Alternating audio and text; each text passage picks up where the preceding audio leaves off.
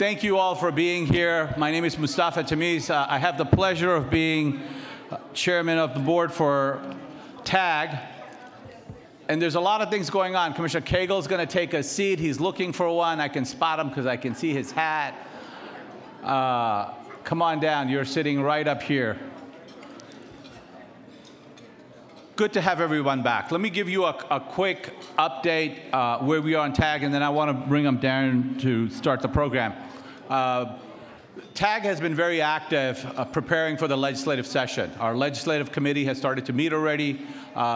We are in the process of putting an agenda. As many of you know, we have led the effort in figuring out how do we pay for the infrastructure. And one of the things that we worked on over the years is how do we charge electric vehicles some kind of a consumption tax, because as you know, we haven't increased the gas tax since the early 90s, and as we electrify our fleets across the state, as more of us buy electric cars, how will we pay for this infrastructure that we've built over the years? So we've led that conversation. I saw Andrea here a little bit ago, our former executive director, who was really pointed the spear in working with Senator Nichols and the House committee in trying to figure out how do we introduce that legislation. And that legislation over the years has gotten better and better. We've built more and more consensus around it, and we'll start to go in a direction where we're able to pay for the infrastructure included with the electric cars as we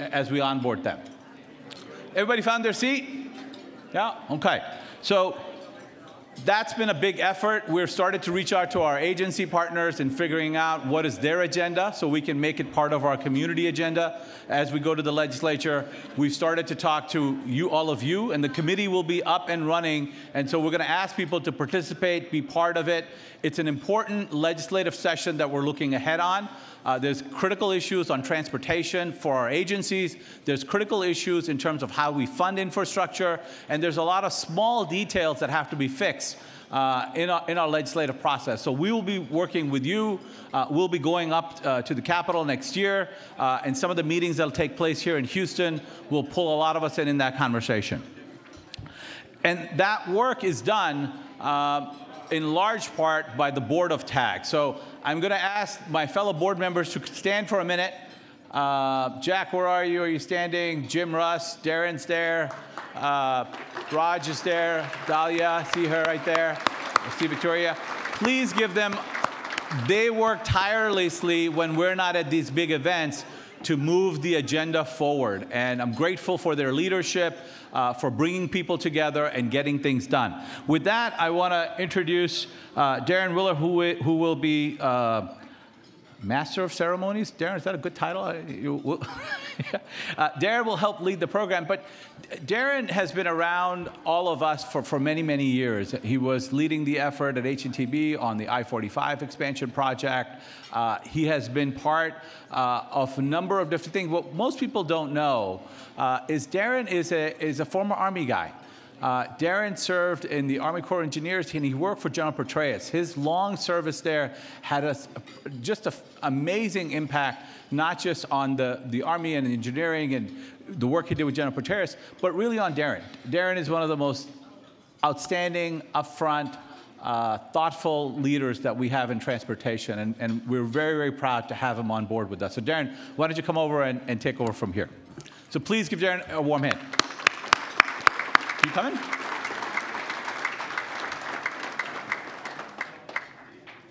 I am.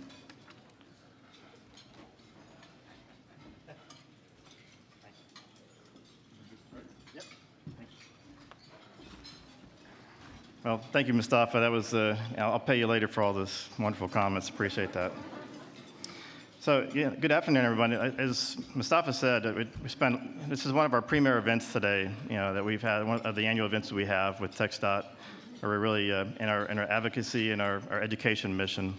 So we're really excited for the program that we put together. This is the 6th time that we've done this, and it doesn't get any less interesting the more that we have. And then, so today we still have a 4-panel event that's we're gonna have our Commissioner Ryan is going to be here to speak with our DE, Houston DE Eliza Paul, Deputy DE Varuna Singh, and our newly minted Advanced Transportation Planning Engineer, Director, Catherine McCrate. So wonderful. So let's give everybody a round of applause. We'll get more introductions here as we get in there.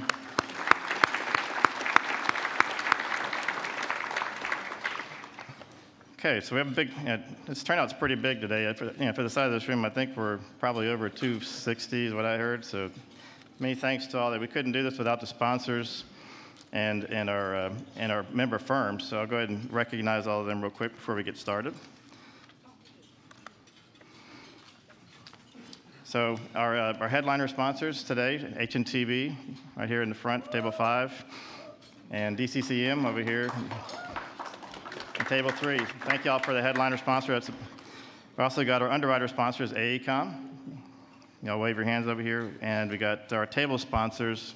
If I miss any here, it's not my fault. But Ardora, Bowman Engineering Consulting, Intech Civil Engineering, IDC US, Landtech Incorporated, Pape Dawson Engineers Incorporated. And if we miss any, we'll make sure we take care of you in the back after this is over. So apologies. But thank you all for all you do to sponsor this, for your involvement, engagement in TAG as we go through and really work to try to bring funding to the region, not only just Houston region, but we're also working to really expand our efforts statewide as we get into the legislative session coming up, and you'll hear more about that later. It's really going to be important that we all work together with our elected officials here, and our point is to make sure that we deliver the infrastructure needed to keep people moving and goods moving. So I'm going to go ahead and move to elected and official recognitions here. This is also always a dangerous time because we tried to get the latest list as we're coming in, but the ones that I know are here today are the Honorable Sally Alcorn. If you go ahead and raise your hand or stand up. The Honorable Lori Klein Quinn, here in the room. Honorable Grady Prestige, Fort Bend County. The Honorable K.P. George, Judge, sitting here at the head table. And our Honorable Cactus Jack Cagle, sitting here at the H&TB table number 5. And we also, Honorable Martha Cassix Tatum, I think I saw you come in and signed you in. We also have a representative here from the Office of Commissioner Rodney Ellis's office. And I'm sorry I didn't get your name, but thank you for coming. Greg Snyder, okay, thank you. Thanks for taking care of me, Russ, as always, up here. So since we have such a long program, I know we have so many other appointeds that are in here. I'll quickly go down the list, and I know we got to the City of Houston. I saw we had Carol Haddock here. I saw you.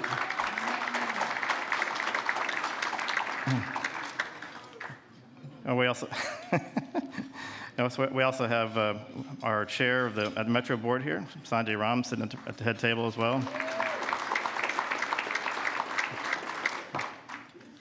And we also are, there's so many others. I'm gonna move beyond that, but thank you all for coming in here and supporting us and being part of our event today.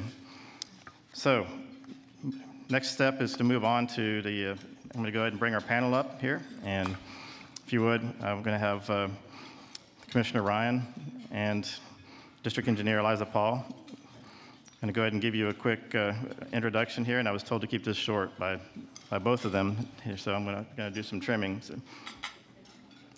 So Commissioner Ryan, for those that don't know her, is a member of one of the 4 members of the Texas Transportation Commission, which oversees our statewide activities for the Texas Department of Transportation. She was appointed in 2016 by Governor Greg Abbott to fill a vacancy. Was reappointed in 2017 and confirmed by the Senate in 2017 for a 6-year term, which ends in 2023. Is that correct?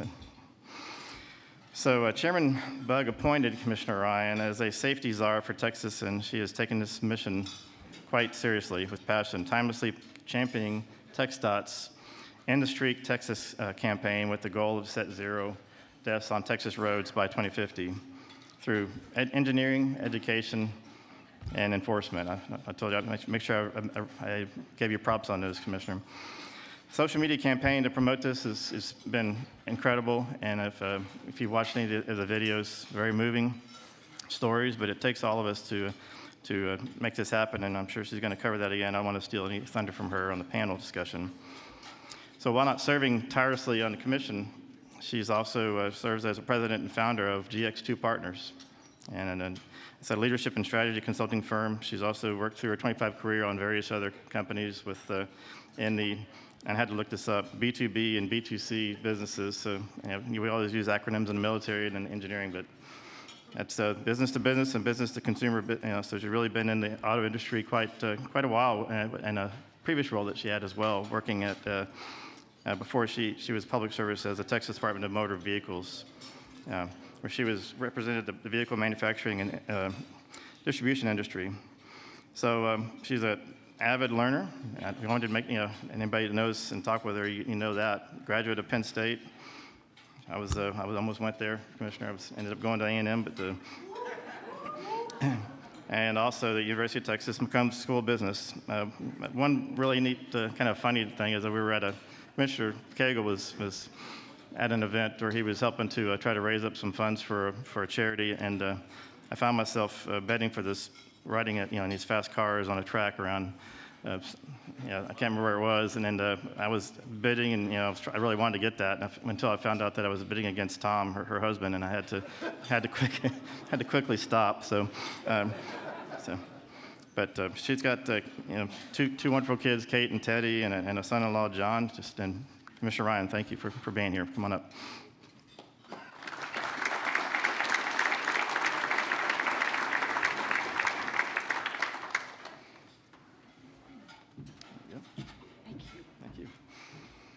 Next, I want to introduce, I think you're on this end, Commissioner, I believe. Is that what they told? Did they tell you to go down there? They didn't tell me anything. Okay. Please have a seat here, yes.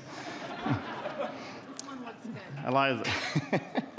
Eliza Paul, everybody knows Eliza as well, but serves as the district engineer for the Houston district, which in this role she's responsible for overseeing the planning, designing, building, operation, and maintenance of the state transportation system for the 6-county area that the district covers. This is the largest district with over 1,100 employees, serving a population of over 7 million drivers, nearly 100 million miles per day driven, which is incredible. Approximately 6 million registered vehicles, and that's almost 1 vehicle per person living in the area. And anyone that lives here knows this is true, and that's why we were working so hard to advocate for funding to improve that. Oh, I don't care. So she also has 56 elected officials inside the district boundary, which is, I don't know if I counted them up because I just thought that was pretty incredible, but 2 U.S. senators, 10 U.S. reps, 9 state senators, and 35 state reps in your district, which is pretty impressive. So I'm sure you get a lot of phone calls too. So you're really a pro at working with the elected officials, and that's no surprise since she's married to one. State Rep Dennis Paul, one of the only engineers in the legislature, and it's an incredible guy. But I'm sure that the conversations at home between engineering and politics is left out because. Short background on our 33-year career. So 1984, came in through the Imperial College of Science and Technology, London. Got her master's in '88. Started with TxDOT in '89, and as working in the laboratory, actually doing geotechnical designs. And she worked her way through various positions up until she was promoted to. She actually was working on I-45 South in 1995. That was at the interchange of Beltway 8, which is still being, it's still going on. Call it the 401k freeway, right? That's it. You can start your career and finish your career working on I-45, right? And so in 2013, promoted to director of construction. 2015, promoted to DE, and in 2020. To assistant DE, and now you're working as a deputy. So I wanted to give Quincy's here. I saw him come in here, just recently retired, but I wanted to read a quote real quick because I think it's important. It said, this is about when Eliza was appointed. Said, her success is attributed to her efforts to build and maintain relationships with community stakeholders, contractors, and TxDOT staff based on integrity, trust, and mutual respect. It said Paul's predecessor and current Texas director, he was a director of district operations. Her contributions throughout her career with TxDOT have been vital to the success of the Houston district. That was Quincy's quote I read this morning. I just thought that was really important. But thank you for coming. And with that, I'll let y'all take over. I know you have two others that you want to introduce yourselves at this point, right? And I'll get off the stage. But Thank you.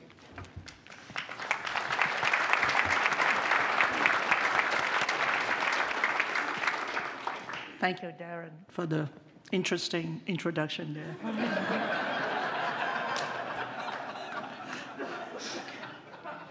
All right, we're going to do this a little bit differently this year. You know, typically you have Commissioner Ryan and I up here talking, everybody giving a presentation and all that. We're going to mix it up a little bit and introduce some of our rising stars in our district to come up and give us some update. And then we'll talk a little bit, and then we'll open it up for questions to everybody if there's anything. So that's your chance to ask us anything you want to know, including I-45. We'll be ready to answer any questions that y'all have thrown at us. So just quickly to start, I would like to introduce Catherine McCrae, our newly minted Director of Planning, to come up here to give us a little bit of update about the road plan and the Connect Smart that we are doing, some of the newest technology that we are really, really proud of in Houston District. And I think it also will help us kind of change what's going to happen in the landscape of the infrastructure in the upcoming future. So I also want to introduce and get my deputy, Varuna Singh, to come up here also. So he will be giving an update on I-45 and HHIP, you know, something that I try and avoid talking as much as I could. And so I'll let him give you an update on this. So go ahead, Catherine.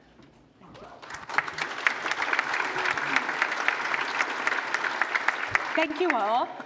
It's a pleasure to be here with you today, and thank you, Eliza, for your confidence in me. For those of you that know me, you know that I like to say planners are like the scouts on a wagon train, right? We ride out ahead and we kind of chart the course based on several factors. Money's one of them, certainly needs are another in terms of growth and development, as well as, you know, new activities that are happening, new ideas that we're seeing right today. We're having to talk about how our system is going to morph and how it's going to meet the needs. And that was especially true when we saw what the Houston-Galveston Area Council's High Capacity Transit Task Force did when they looked at and inserted into the 2045 a variety of high-capacity transit opportunities for this region. And as we were looking at that, and we were looking at Metro's bond election, and as planners being 20 years out, maybe even 30 years out, we were saying, how are we going to connect all of this, and how are these concepts going to integrate with our system? What role does our system have to play with that? And in fact, we were sitting around and said, you know, all these regional express lanes that are going on, we need a plan. We need a regional express access lanes plan, a real plan. And so the name was born that way in my former boss's office, Andy, one night with us sitting around, and this concept that I'm going to show you was born. I have just a few minutes to share a couple of these projects, the real plan being one of them. The real plan is the infrastructure side of the future of transportation at TxDOT. It is how our system is going to grow and change to meet the needs of the current community and the current demands on our system. We are proposing a new system of transportation connected by mobility hubs. And you're beginning to see some of this in the Metro Next plan and what Metro is doing. You can see that up on 290 and in some of their literature and advertisements. These are exciting times, and we think we have a part to play in that. And so we're going to talk about that. So we are proposing an interconnected system of roadways to these hubs. The important thing about these roadways, so as access goes up, crashes go up and mobility goes down, right? So these lanes we're proposing are very limited to no access going into mobility hubs. If we can go ahead and click the next slide, please. Next slide. So you can see here, one of the activities that we did was we mapped all of the data on residential, jobs, and then freight, and looked at nodes or concentrations of development, and then we began connecting them. But the first thing we did is establish the need based on a hierarchy on these concentrations of activity centers to identify primary, secondary, and local hubs. The primary hub is probably something that would interact with our system, and you can look at an example of that with the Salesforce Transit Center in San Francisco. That was one of our inspirations for that. Next slide. And then one of the things that came out of that wasn't contemplated originally was the need to move freight around this region and how freight can interact with our system as well, and perhaps we can use the system when we're not moving people. Maybe we can more efficiently move freight. And so the concept of freight villages was born, and then unified distribution districts, which may be something that when you get off on a mobility hub, you can stop and pick up your Amazon packages before getting in your car for your last mile home. Next slide.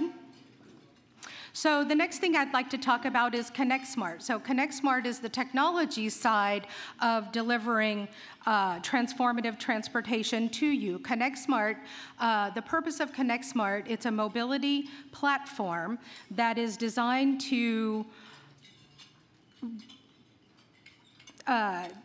level out the bell curve of congestion over time, space, and mode. So what do we mean by that? Using predictive algorithms, we're going to give users information when they download the ConnectSmart app, which all of you should be doing right now, and I'm going to give you a QR code in a minute to do that. But we give you information over time, space, and ultimately mode as we learn your behavior. We're going to give you personalized options for mobility choices. Over time, we give you the best time. When you make a congestion relieving decision, we're going to give you points, much like frequent flyer miles, and you can turn those points in for goodies. It might be a free B-cycle, perhaps a free bus pass, or a Starbucks card. But we want to help again, level out those bell curves of congestion over time, space.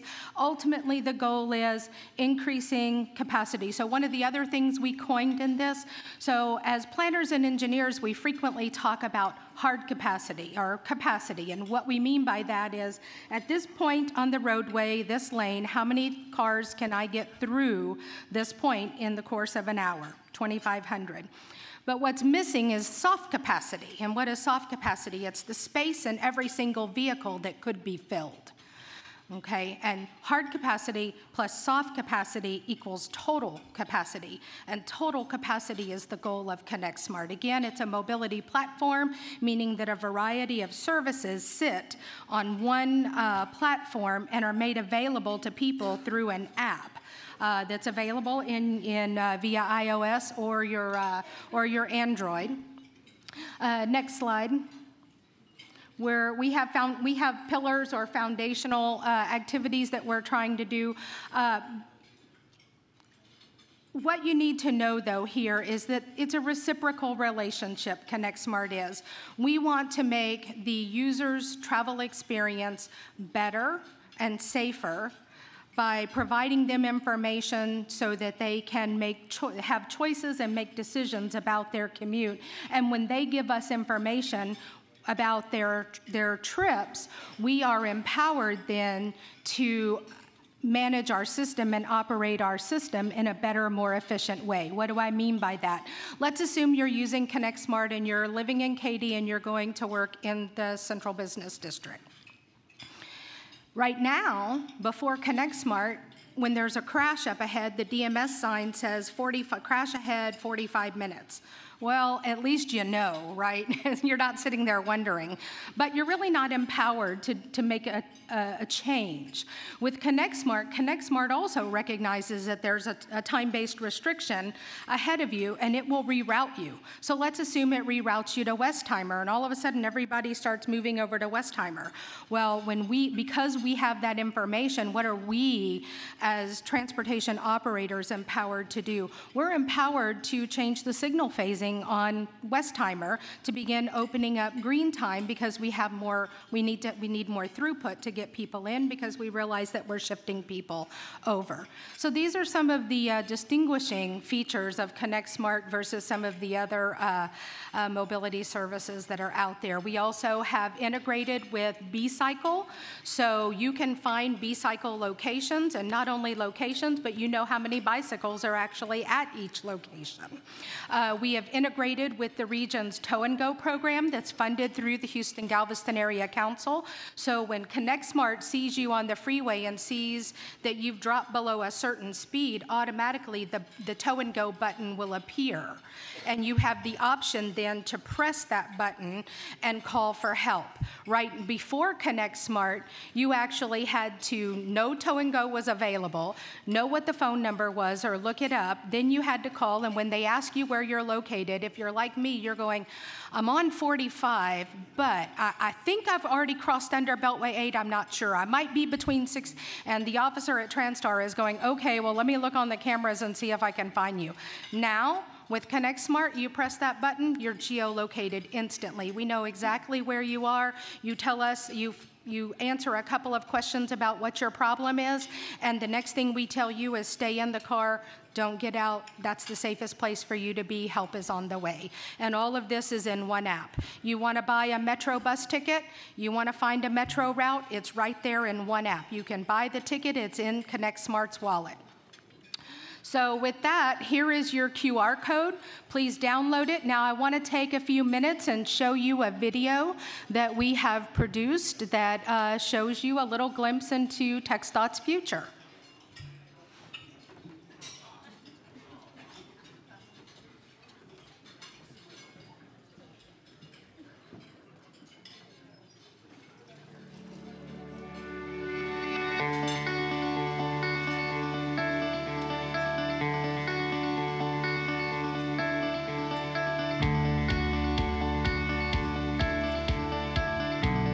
Meet Mike and Anna. Mike lives south of Katy, but works driving a truck at the new freight villages in the booming area of distribution and fulfillment centers between Katy and Brookshire. Mike would prefer not to use his car, but currently he has no other option. Anna lives close to downtown, but also works at the freight village, and she wants to avoid adding miles on her car. Without good transit options, their commutes were difficult before the REAL system. REAL stands for Regional Express Access Lanes, but it's more than just express lanes. This improved mobility concept uses transit-connected hubs that start in neighborhoods and take users to interconnected hubs with a variety of options to get them where they need to go. For Mike, this means checking the ConnectSmart app on his phone to find the best way to make it to work. Once he finds the way that will get him there on time, he takes his electric bike to his neighborhood hub.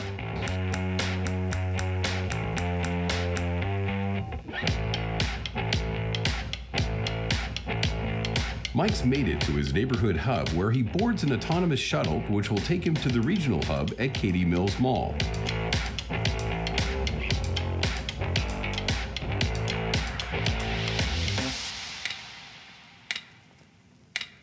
Meanwhile, Anna walked to the downtown primary hub.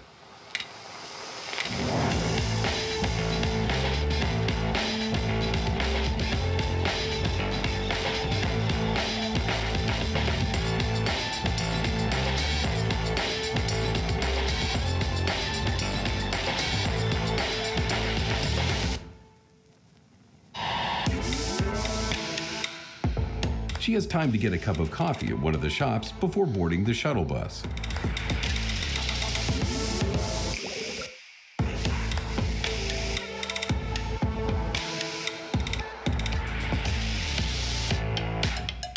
Anna is also headed to the Katy Mills Mall Hub along the express lanes.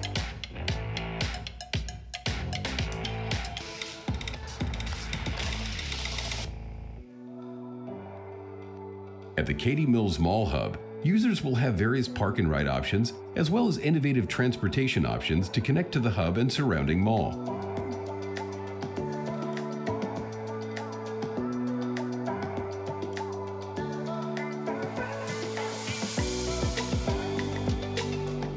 Once at the hub, Anna joins Mike for the final leg to the Freight Village. This takes them along a newly improved US 90.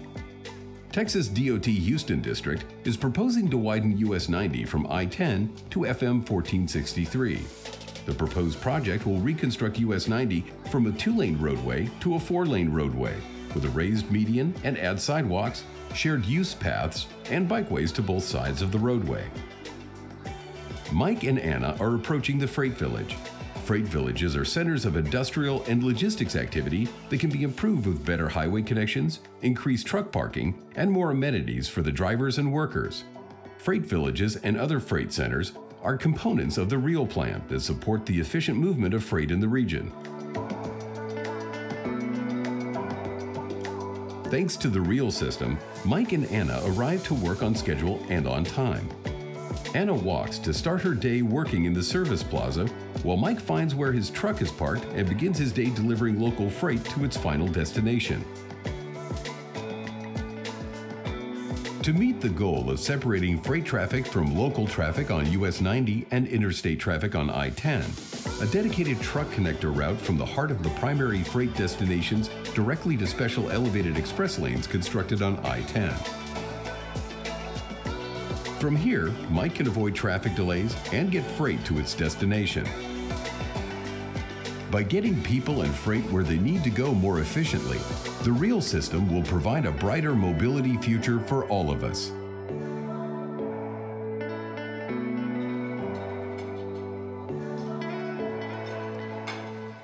And before I leave, you should know that we are kicking off the Brookshire-Katy REAL Master Plan here in the next month or so. I think with that, Eliza, were you going to introduce Varuna, or shall I? Okay. So next up is our Deputy District Engineer, Varuna Singh, to talk to you an update on NHHIP.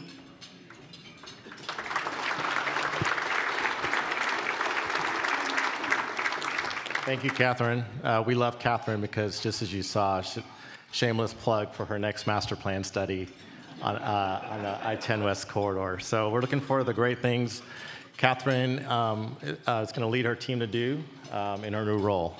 So let's round of applause for Catherine.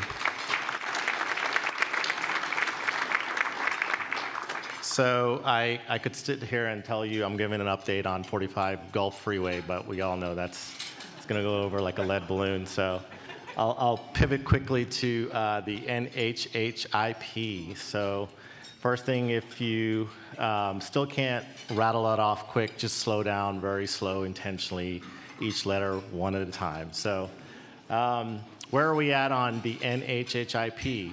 So we are very fortunate that the commission, I'll start with our 10-year construction plan, the Unified Transportation Plan, or UTP. The commission retained the dollars on the project. And just to put that in terms, the construction cost estimate for the entire program, all three segments, is $7.5 billion with a B, and $5 billion has been retained on the project as of the adoption in August, this couple months ago, of the UTP by the commission. So we're very appreciative of that. So that's just over 2/3 of the funding for construction. We're very grateful. We're also grateful for the support. Part of that funding is provided by HJC, and I see Chair of the TPC, Councilmember Robinson is here, so we're continued appreciative of TPC's continued support of the project. And I saw Craig earlier, the Director of Transportation at TPC. So that's the kind of update on the funding side. Regarding our current work with FHWA to resolve the Title VI and NEPA concerns. The last 3 months, I've been telling folks we have been making consistent forward progress. As you know, with these things, the initial kind of interaction is a little 1 step forward, maybe 2 steps back, but the last 3 months have been really positive steps forward. We're working well, enough so that the senior management, both on TxDOT and FHWA, has handed off the resolution to the staff to iron out, and then ultimate, when we get there, close out with the senior leadership with both parties. So that work continues. And because of that progress, FHWA, coming up on a year, partially lifted the pause on the project to allow for detailed design on 2 portions in segment 3 in downtown. Specifically along 69 from spur 527 to 288, or project 3A, and then from 288 to 45 South, project 3B. So we've mobilized our internal designers as well as consultants to start that effort, and we're coordinating with stakeholders, particularly Metro at the Wheeler Station, and we're continuing to do that work. Grateful for their lifting of the pause. The other portion of the pause they lifted was allowing us to re-engage with Union Pacific, and I see Tyson is in the house, so we're very appreciative of his team engaging with us. There are 5 lines that we are having to cross over and under UP in the I-10 corridor. So we have restarted our design coordination with Union Pacific. So I appreciate that effort and that help by the feds, because that can take some time to get resolved with Union Pacific. The other component is the resolution of the lawsuit by Harris County. So we're coming up on a year now that the county has filed a stay on the lawsuit, and that's been renewed multiple times to allow the parties to have constructive conversations to resolve the lawsuit outside of court. I can tell you today that, much like our discussions with the feds, that's progressing along. I think we're down to maybe a handful of issues. And I think both parties in the last 3 months or so have been aimed at making sure the ball is not in their court. So we kind of operate that way, and we know Harris County is operating that way for themselves. So we're exchanging documents, and we're hopeful that we can get resolution in the near future. I'm not going to commit on any timelines because I don't control them, but I can say the progress has been significant since we first started the conversation earlier this year. And the last item is regarding kind of major work with our stakeholders is the MOU with the City of Houston. Our Executive Director, Mark Williams, and Commissioner Ryan has been in substantive talks with Mayor Turner, particularly in the last 3 months or so, to try to get that document across the goal line for both parties. So progress is being made with Mayor Turner, and just like the other 2 with FHWA and the county, we're hoping to reach resolution in the near future. The next thing I wanted to cover was I touched on the design restart, a little bit update on the right-of-way. I'm sure if you follow the news, we started some demolitions. We have completed the demolition of Building 1 at the Lofts. That is, we're eager to get that underway, recognizing with the city that can pose a public safety concern to have abandoned buildings. So that progress is done. All the residents at Clayton Homes have been relocated following our commitment in our record of decision document. We're working well with HHA, Houston Housing Authority, in that effort. And so that's kind of puts the amount of scope we can do regarding right-of-way on. And until the remaining portions of the pause is lifted. So we've completed that work at Clayton Homes and the lofts. And finally, I would just thank TAG for your continued engagement on this project. And I would ask you, everyone in their current capacity, to stay engaged. And this project is just a microcosm, obviously, of programs across this region as we move forward and try to get an integrated transportation system. It requires sustained engagement by our stakeholders. I think one thing we've learned, many lessons learned on 45 that we'll take forward with other corridors, is not taking things for granted. That $5 billion I talked about in the beginning, it was sort of very unusual that the commission would commit that amount of money probably a year before we got environmental clearance. So that showed you the commitment and the need for this project. And I sort of had the sense of taking it for granted, oh, it's going to happen. And so I would just leave with you, think about as we move forward with other corridors and other major initiatives, whether it's flood control, metro, TxDOT, whatever the proposal is, the need to stay engaged, sustain engagement, and then not take things for granted. So with that, I think I'm going to wrap it up. Thank you.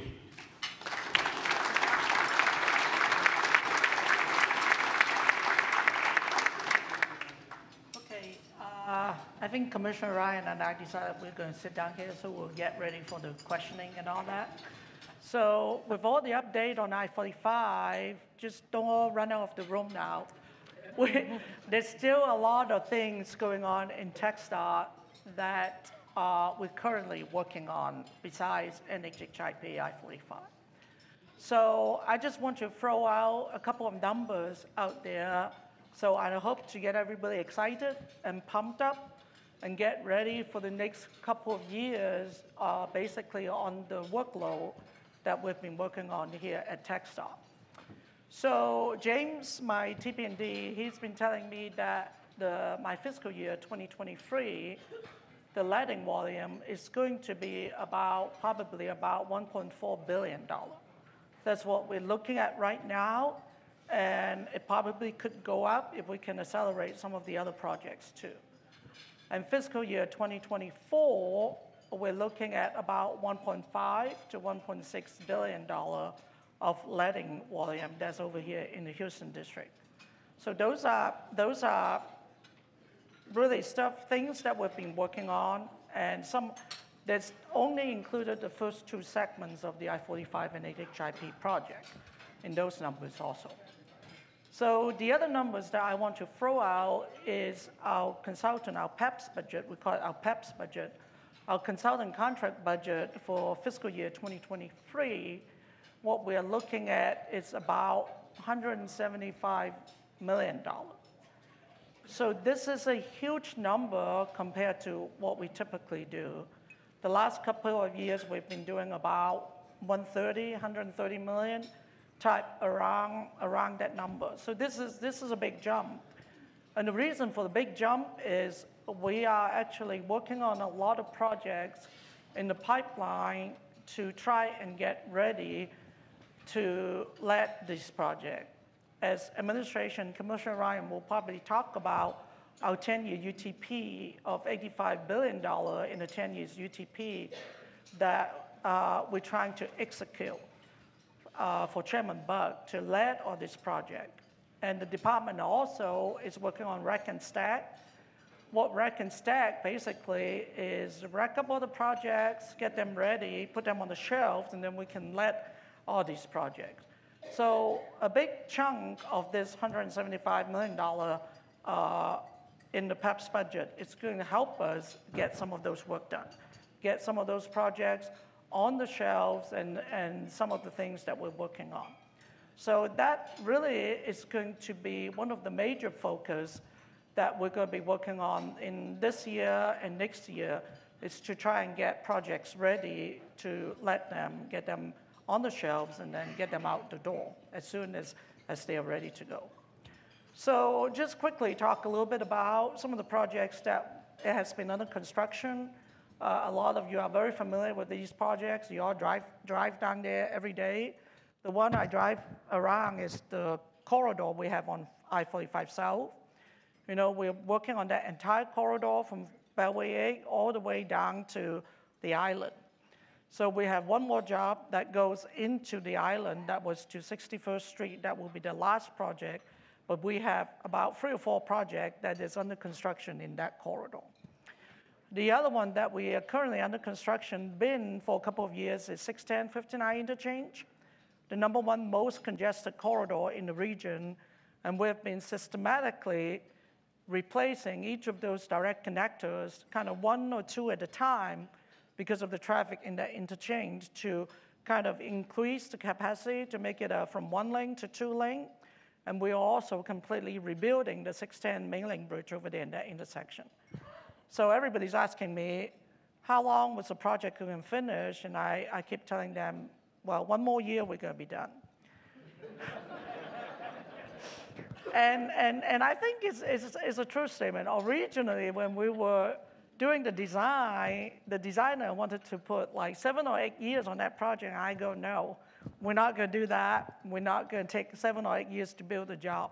We need to squeeze it down to at least 4 or 5 years timeline. So that's what we're doing over there on that particular project. So some of the other projects that we are working on, 59 South, a lot of people, if you drive down to Wharton and stuff like that, a lot of those projects, a series of projects on 59 South, we're already in the stages of completion over there. So you have a good freeway when you want to go to Victoria and all that, further down south to the coast and all that. So that's another project. I-10 West, going out of town, the project outside our district is doing really good. I drive by to go to Austin all the time, and a lot of it is finished. Ours was a little bit behind because of an environmental permit. There were wetlands and stuff out there, so we weren't able to start working when we need to. So we're kind of playing catch up right now on that I-10 West project to try and progress it and get it finished. So that's some of the projects that we're working on in Houston. You know, another one that we're working on is the 610 at Cambridge over there, down at the 610 288 area. And it looks like we've been working at that interchange forever. And that was partly because of the 288 project that was also over working there in the same corridor. So we were kind of coordinating with the 288 project, and they wait on us a little bit, and we wait on them a little bit so that we don't impact the traffic as much. So now they are done, so we are concentrated to try and get those connectors over there at 610 288 finished. So some of the projects that we are actually working on in the Houston area that we're trying to utilize our in-house forces as well as the consultant forces to get ready.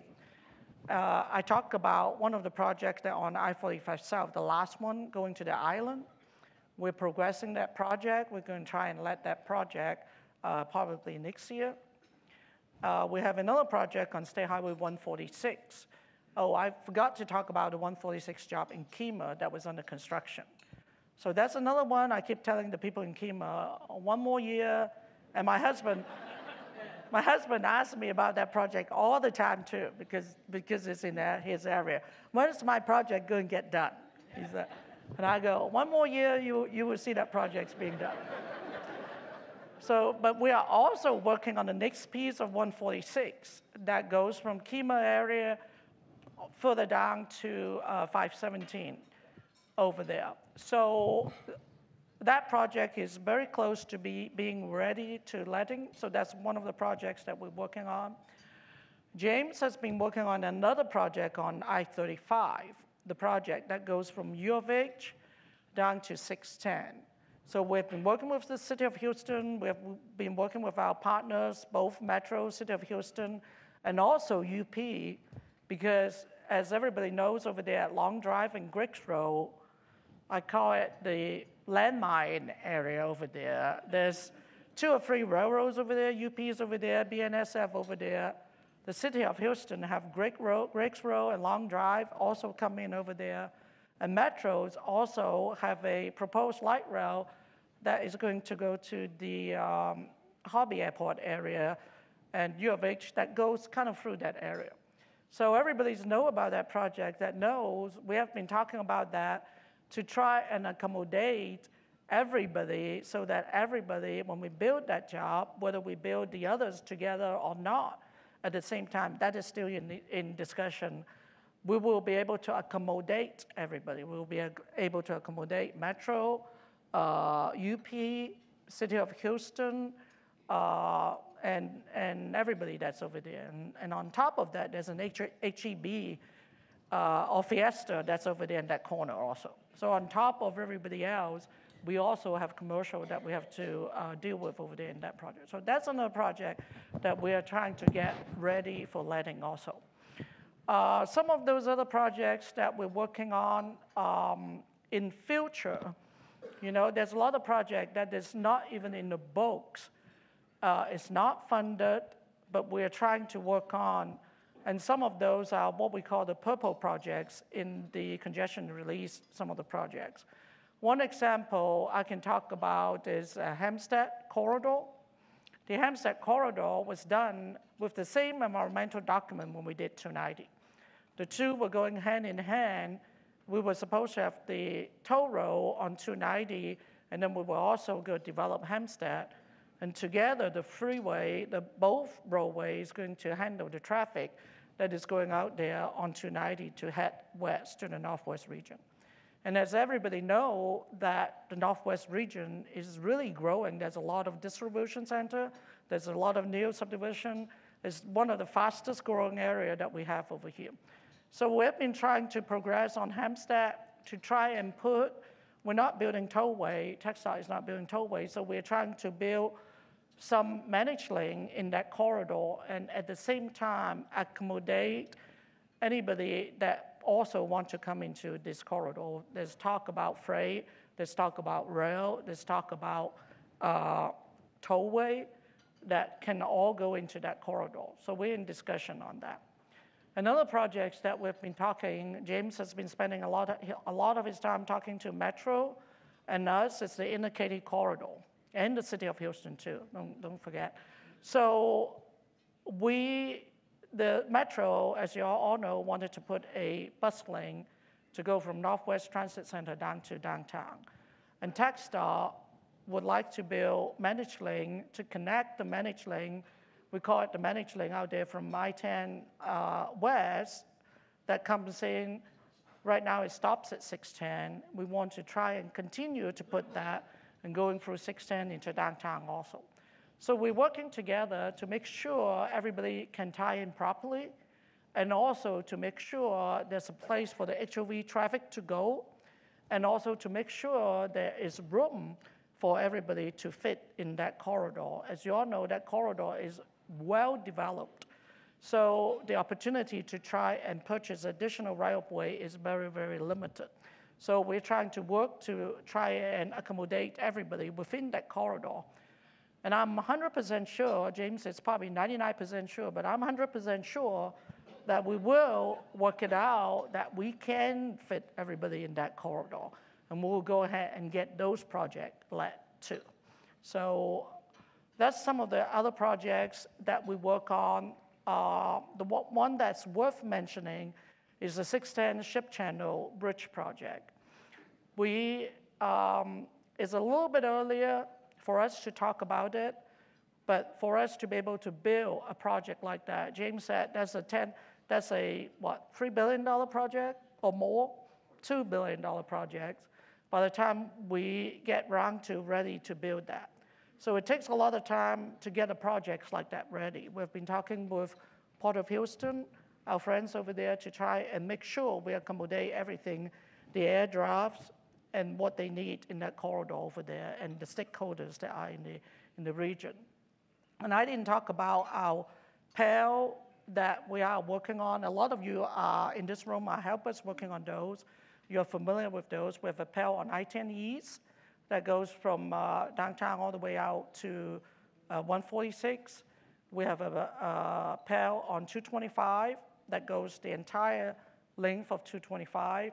We also have a PAL on 45 North that picks up from the I-45 NHHIP and go further to the woodlands and past that area. We got two other pair that looks at both the 45 and 59 corridor between downtown and Beltway 8. All those are areas that are either the older part of our corridor that we haven't done a lot of work for a long time. 225 especially, and I-10 East is badly needed of reconstruction, at least maintenance, and whatever work that needs to be done over there in the other area. So we're doing a lot of the planning up front. There's a lot of work in the pipeline. We're trying to get everything ready and let them as much as possible. But also, I want to mention that with the IIJA dollar coming in and all the other additional funding with Prop 1 and Prop 7 and all that, we have been working with all our regional partners. You know, we've been working with Hectra on looking at their hike and bike trail that they are recently tasked to look at, and also some of their capital projects. We've been working with Metro on the inner KT and also the university line, and also to try and convert all the HOV into two-way HOV traffic.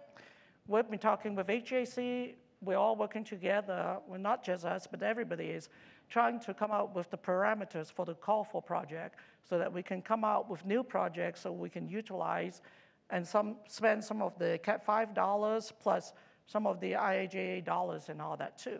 So we're also working with Harris County. We're working with City of Houston too to implement some of their safety and Vision Zero and bike and pedestrian element projects that we have over there that we're working on in the region. So what I'm really trying to say, it takes everybody here in this room for us to be able to progress all these projects and be able to spend. Ours is not 85 billion. The Houston's number, I think, is 12 billion. So to spend the $12 billion of projects that is currently in the UTP, plus all the other projects that is currently actually not in the UTP. A lot of the projects that I mentioned is not being funded. It's not in the 4-year plan or the 10-year plan. Well, it's probably in the 10-year plan, but it's not in the 4-year plan. So we have a lot of work that we have to get ready. And I need everybody, all my stakeholders, all the consulting industries over there to help us work together, and we'll help them progress whatever projects that they also want to progress in the region and do some projects that will benefit the region as a whole. You know, that's really what we're trying to do here with TxDOT. And with that, I'm going to pass it on to Commissioner Ryan. I'm sure she can add to a lot of the things that I just talked about. No, I brought the 18.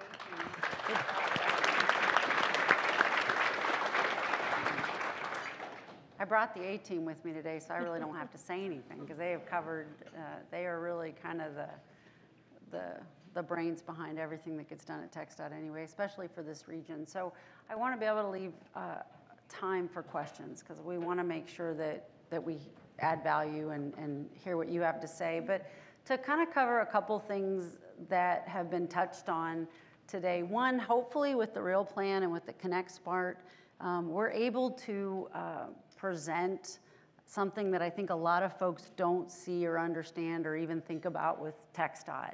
And you know, the UTP that was voted on in August is a 10-year plan, not a commitment, but a plan. But it covers the state, and that's 85. It was over $85 billion with 77,000 projects. This region alone was about $12.5 billion in that 10-year plan in the Houston region to the district.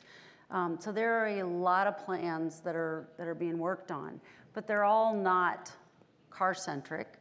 What we do know is our infrastructure is kind of the spine to a lot of the things that go on with all modes of transportation. And that's one of the things that we had hoped to be able to show today. When you think about NHHIP, and that $5 billion out of that $12 billion is on that one project, a lot of folks will say, well, we don't need a road. That $7 billion that goes into that construction covers a lot more than road. There are a lot of those dollars go into overcoming some of the concerns that are impacting people from mitigation.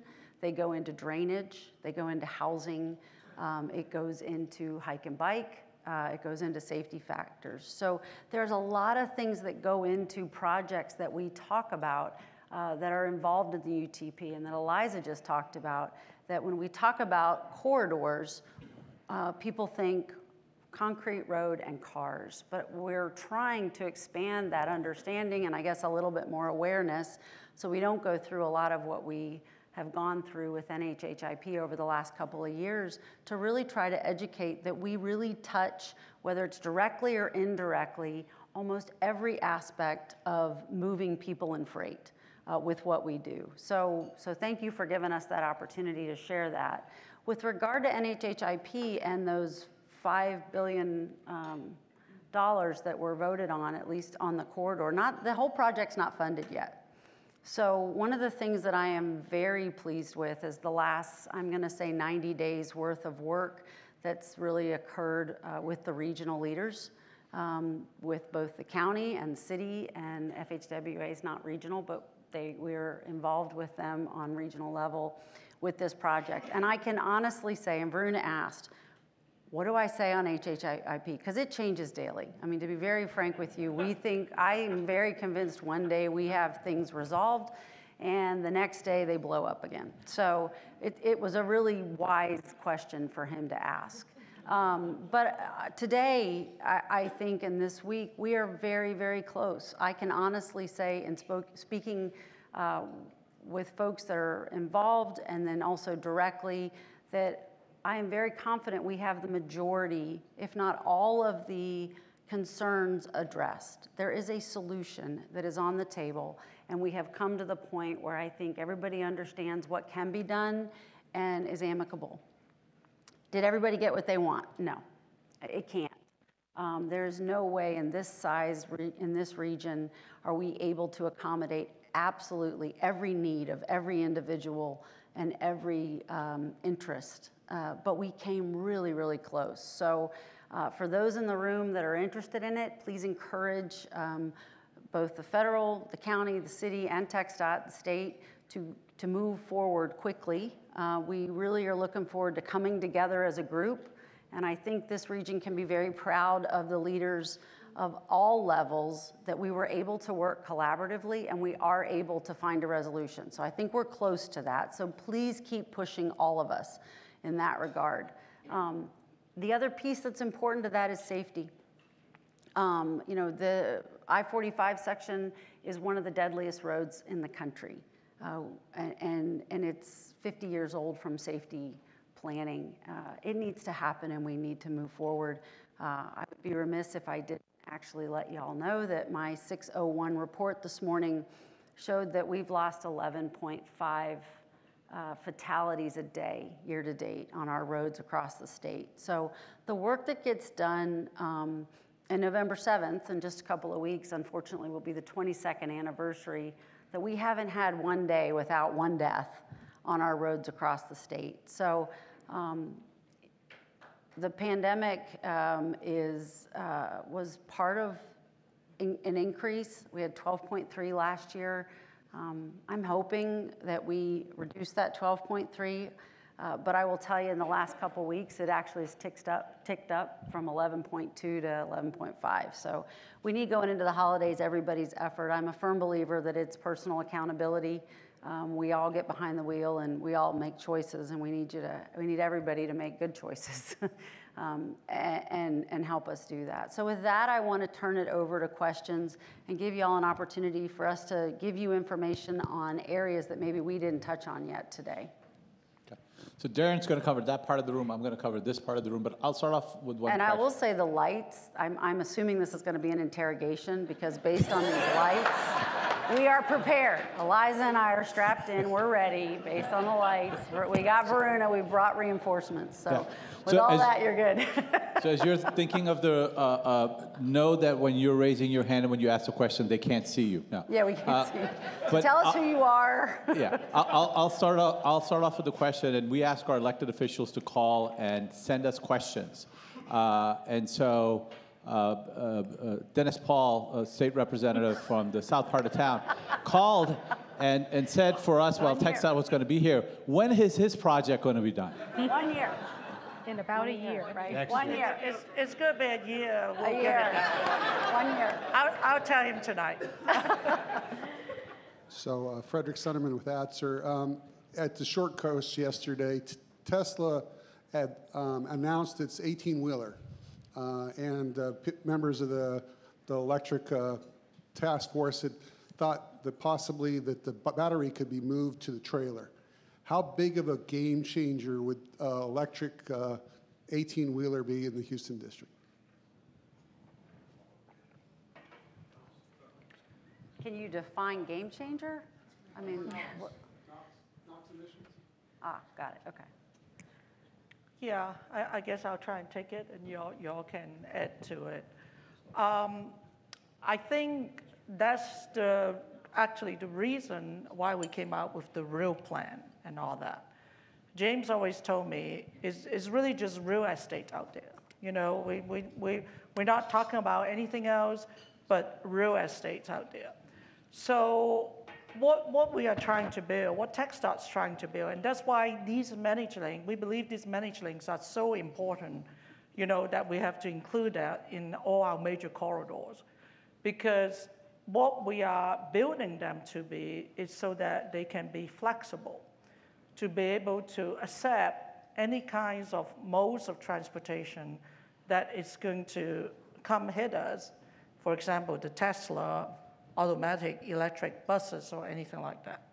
If they decided to go platooning, if they figure out a way that the truck can go platooning and it is a quick way for them to get from Dallas to Houston or vice versa and whatever, and they can truck in 5 times more goods and services than what they're currently doing driving on the road, I mean, we can discuss, we won't have a problem giving them a timeline and have that be a dedicated truck corridor type thing. Because what we're trying to do is move traffic. If we can get the truck away from the general purpose lane, and the truck and the vehicle will be able to use those lanes a lot more efficiently.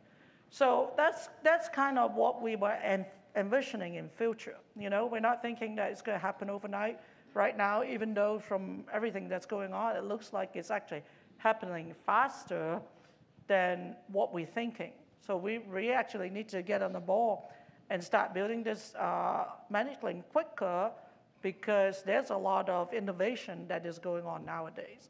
And what we're trying to do is be able to accommodate all kind of different changes that is upcoming. So that's what we're trying to do. The other thing, I went to a thing at Short Course also, is TxDOT is also tasked with helping the private industry. We have a EV plan, and then the plan is to put EV charging stations every 50 miles. And they're not going to be on the highway right away, but they typically will be about a mile or 2 at the most from major highway, major corridors. So that's another thing that we're working on to try and get EV charging stations or hydrogen charging for these major corridors, so that we can accommodate for what's coming in the future.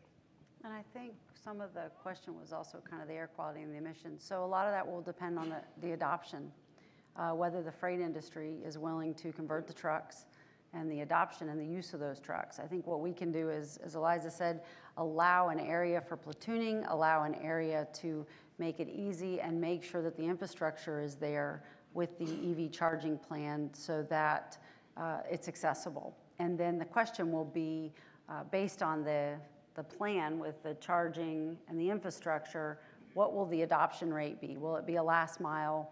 Will it be a long haul? And those types of things. So it's all progress, and it's good progress. And I think the plan is that we want to be prepared for whatever comes along, so that if it's beneficial to the region, we can get it executed and implemented quickly. Darren, do you have a question on the other side? Jeff's got a question right here.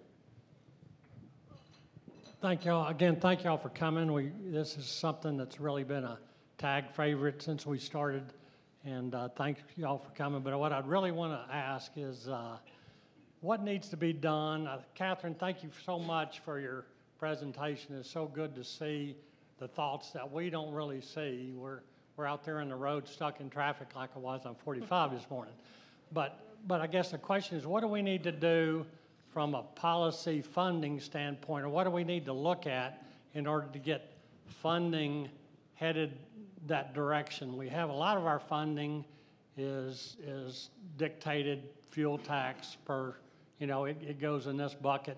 Is there anything we need to look at in the future to help us develop this type of projects? That's a very good question, and I can tell you the region has already taken some of the steps to do that, right? I mean, I referenced the High Capacity Transit Task Force's efforts, okay, and the inclusion of their recommendations in the 2045 RTP. So the concept is already there. It's already baked into the planning documents. As well, Metro passed their bond election, Metro Next, and they're implementing. They're also, and we were kind of working on parallel tracks, and they've dovetailed together. Ours out of the need, and them because they're transit planners, and us because people want our system for these things. And I don't know if it's COVID that did it, or perhaps we were kind of shifting in this mode before, but to me, there seems to be a change in people's concepts of what transportation needs to be. And before, we were very individualistic. This is my car, and I have the right to be in it and on it, and on the roadway that I want to be on, and everyone else needs to get out of my way. And today, it's very different. We're very, the talks that I'm hearing are very collectivist in nature, that we need to provide for EJ communities. We need to provide access to opportunities. Transportation doesn't exist for transportation's sake. And so those conversations are happening. We launched the REAL plan to create a comprehensive plan so that we could better understand how our system can be used in the future to facilitate some of this work that's happening.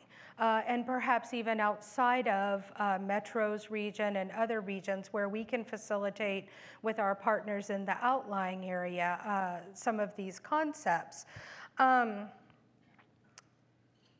It's a transitional activity, and at the comprehensive plan level, we could never dictate operations of real lanes. That's why my boss, James, says this is just real estate. It needs to be flexible. When we're leveling out the peak, congestion here, we might be moving people, but in the off-peak, we might be moving freight. And we need to, as a region, we need to be flexible with that. So my intent, I did not take the REAL plan out to the public. I brought the regional transportation partners together to talk about this and see if this is a concept that they're interested in, so that we can better understand how our system, and whenever we're planning. So my concern was that we're doing all these Pell studies, and we may not be contemplating and incorporating these futuristic concepts. And so we needed to get out ahead of the Pell studies so that we could get our transportation partners buy-in on this, so that we can consider, as we're identifying major investments in the future, we can be integrating these concepts and planning for them over time. The next step is really for the region to tell us this is somewhere we want to go, and we want to continue to explore that together. I think we're already talking, Clint and I were talking, and Amma and I were talking before this, we actually sat down saying, hey man, we need to talk. We really need to begin integrating REAL plan with Metro Next, and how, TxDOT's seat at the table for how we make that work. We're doing it with Inner Katy, we're doing it with the University line, we're doing it in some other areas, but we're also working on sections of our freeway that we need to understand what their needs are going to be in the future. So don't get me talking, I can talk forever. Question right here as well. Jeff, I was just going to add real quick, I'm sorry. I was just going to add real quick that we do need everybody's to help us advance this REAL plan, and we also need to go out to the public, the private entities, is also need to be a part of this effort. And I can tell you the idea really first came out, we were thinking about Northwest Transit Center as the perfect example. Northwest Transit Center, when we were developing, working on I-45, and at that time the high-speed rail was very much hot and having the design, and they were going to come in right there, right next to Northwest Transit Center over there. So the idea kind of popped into our head that if we can combine all those different modes of transportation, the high-speed rail, the metros like rail, and us having the indicated corridor going downtown, carpool, HOV, Uber, Lyft, and all that. So that's kind of how the concept got developed, initially, and then we were thinking downtown would be a perfect place to put something like that, a mobility hub, that we can incorporate all the different modes of transportation in there.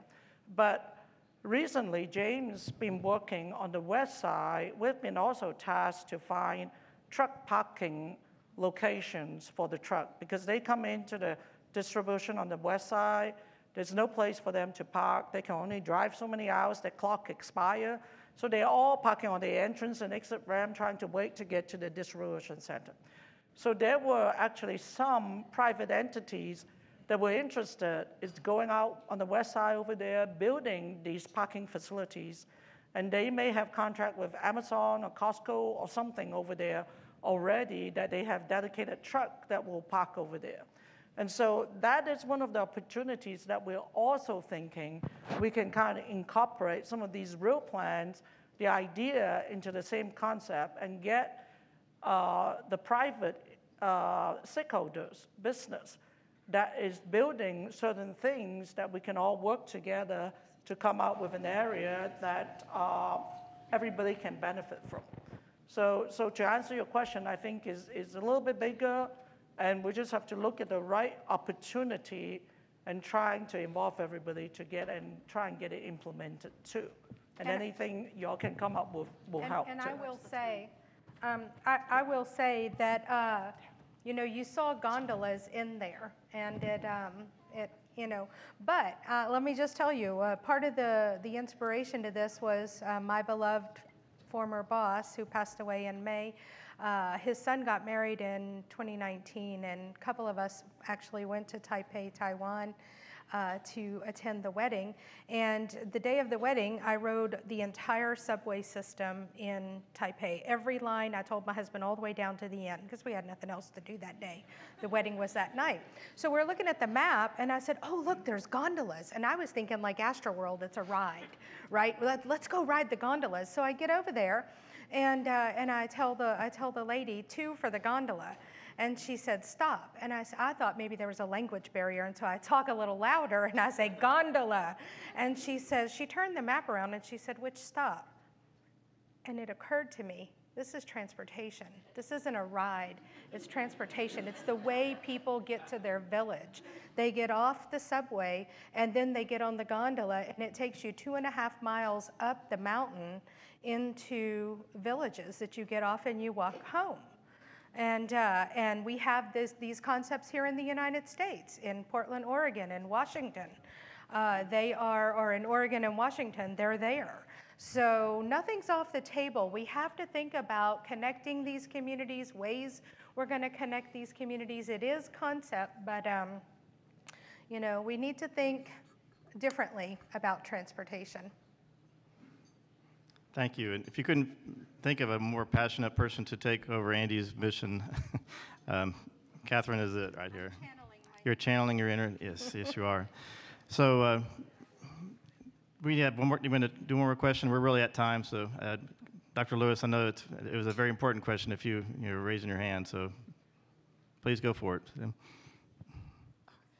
Okay, you all, they called on, I told them no because it's after 1 o'clock. I think we were supposed to be finished at 1, but hello everyone. Carol Lewis asking a question. And so I actually have 2 questions. One, I don't want you to answer, but I want to think about, and it's the Vision Zero is so important. How do we help? What do we do individually? I mean, we look at the stats, we dislike them. What do we individually do? So I don't really want you to try to answer that, but as you kind of do the programming, that's the thing. My other question was, Eliza gave us a lot of programs and projects that you're thinking about, and Catherine gave us all the thinking on the real and all the exciting things coming, it's futuristic. But my question is, we've worked so hard on NHHIP, and the information about NHIP today was very encouraging, and I'm hopeful that tomorrow it'll be even more encouraging. My question, though, is what lessons learned, takeaways have we gotten from NHHIP that you all will take into all of these other projects and the real and everything going forward? Can I take a shot? Which one are we not supposed to answer? Yeah, I was going to say, which one do you know? They were The both first 20-minute one. questions, 20-minute responses. What's that? I'd like to take a shot at the first. I'm going to answer the first one because it's real simple. It's own it. Own it. Everyone in this room needs to own the fact that we've got too many people dying on our roads, and tell everybody to own it and take it seriously. I think that is the biggest answer to what we can all do and what do we have to do to get there, because if it's just words and people don't really wake up in the morning thinking about it and go to bed worrying about it, it's not going to happen. So own it. I don't know how else to say it. Just own it and we can fix it.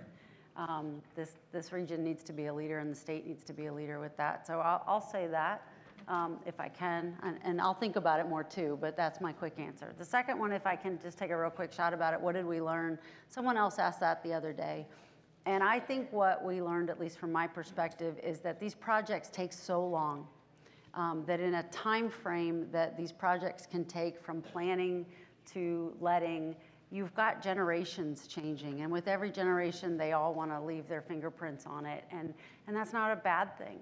But what we didn't do well enough, in my opinion, was continue to remain top of mind and continue to retell the story over and over of how we got here.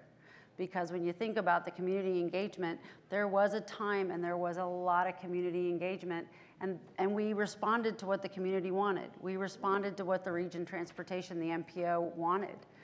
If that changes over time, what happens is without us telling that story and continuing to keep that front and center, we don't end up tweaking when generations change or visions change.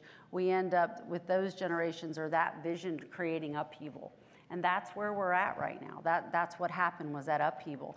And when we have an opportunity to really talk to people and say, well, this is really how we got here, it's okay, well then, we're not upset about this, but we'd really like you to focus on this. And this is usually the doable. That's what we've spent the last probably year working through with the city and the county, and that's how do we tweak it to make it a better project, not create upheaval or define how much we did wrong, because TxDOT really and the state didn't do anything wrong. We responded to what that particular point in time was desired. And I think the lesson learned is we have to be better storytellers.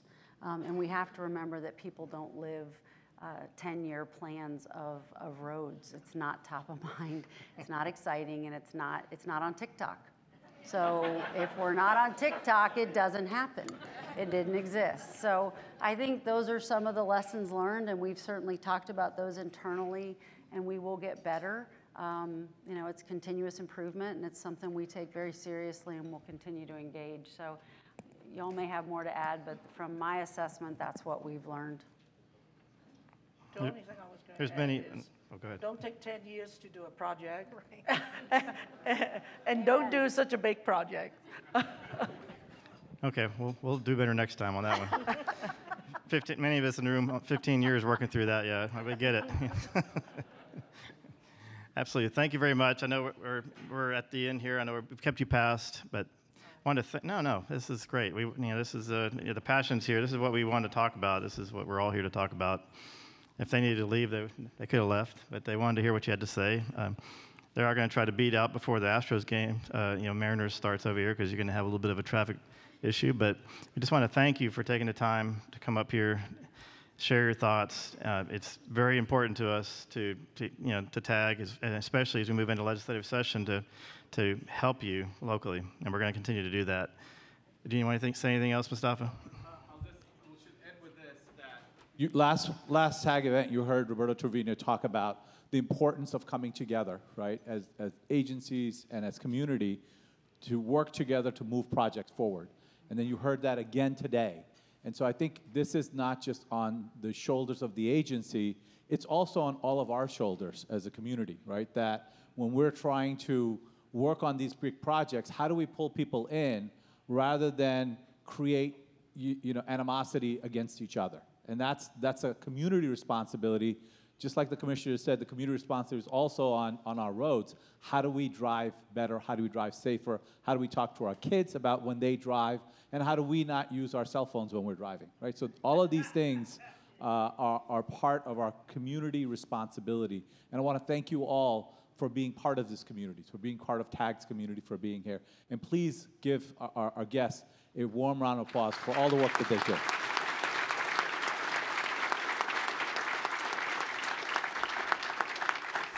So we ran a little over, but thank you all for being here. Have a wonderful day, and go Astros.